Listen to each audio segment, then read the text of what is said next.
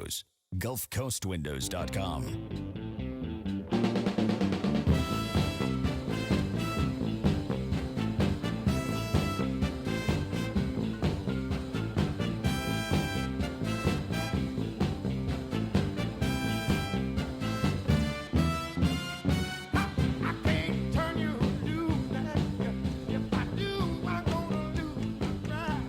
I guess we lost Mike. Oh, well.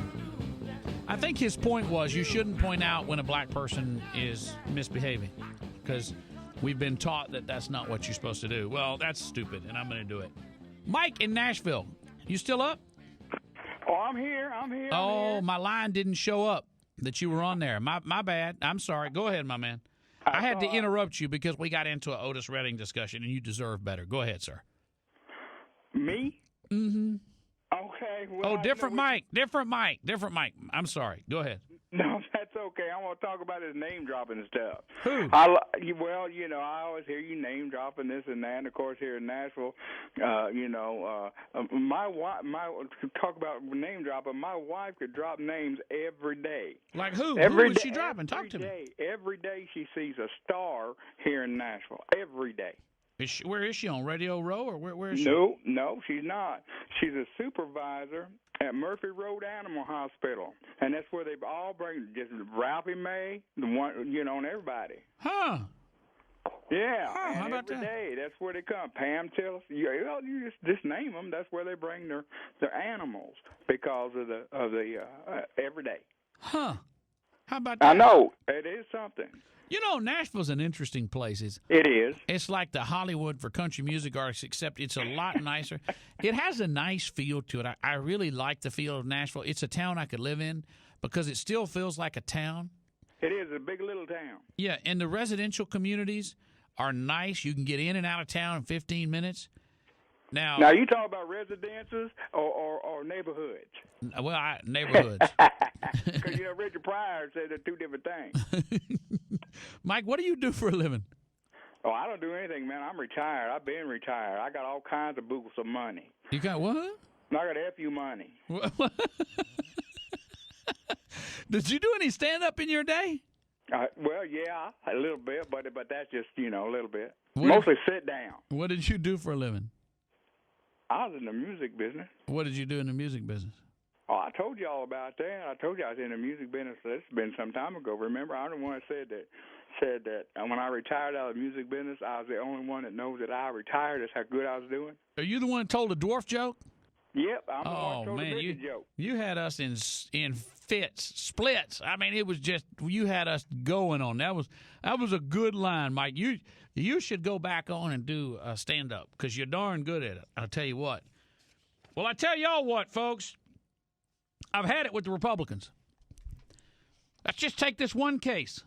Let's look at this closely because this is as glaring an example of anything as anything you're going to see of the Republican Party. The National Republican Party in 2010, all of them, John McCain, Lindsey Graham, Mitch McConnell, John Cornyn, the head of the National Republican Senatorial Committee from right here in Texas, they got involved in a race that should have been left to the voters of the state of Florida. This wasn't a Republican versus Democrat.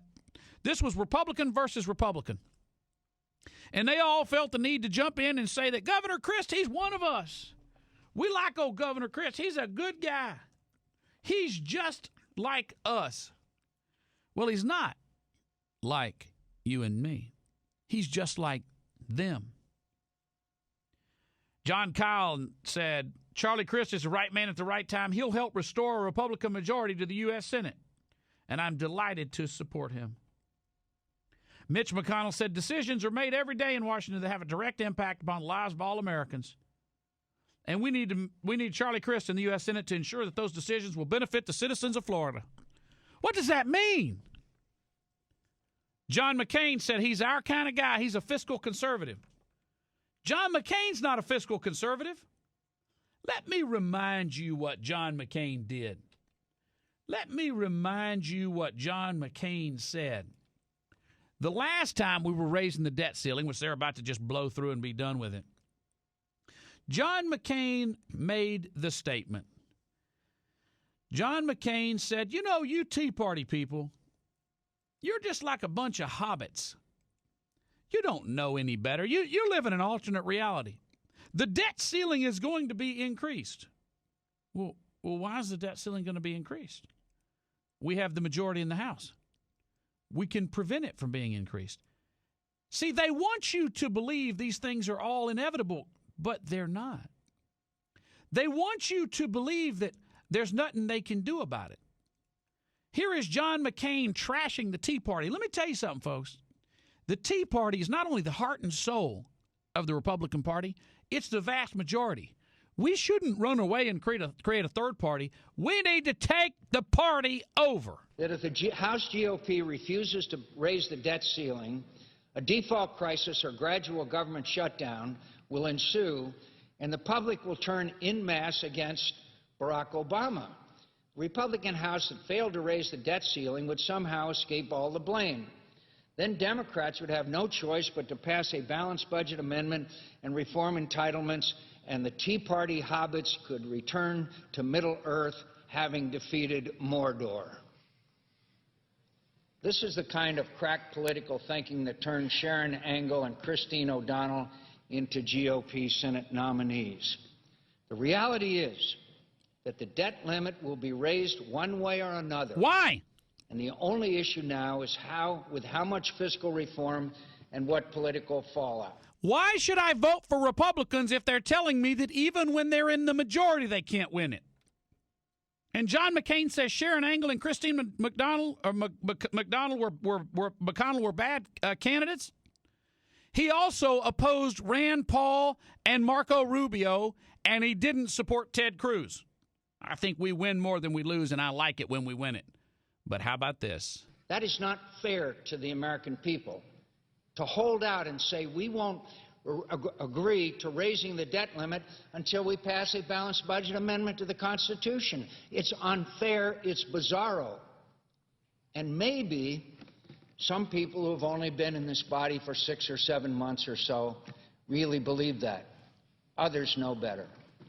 Others know better. See, those of you who were just elected, you don't know how we do business. We've been doing business the same way since the 70s. We cut deals in the back rooms and then go out and give speeches at the July 4th parties and say, we love America, vote for us, we're better than the Democrats. I'm not sure you're better than the Democrats. I'm not even sure you're any different than them. Wow. He didn't say that, did he? I think he did. He did? Yeah. Oh, boy. The mic.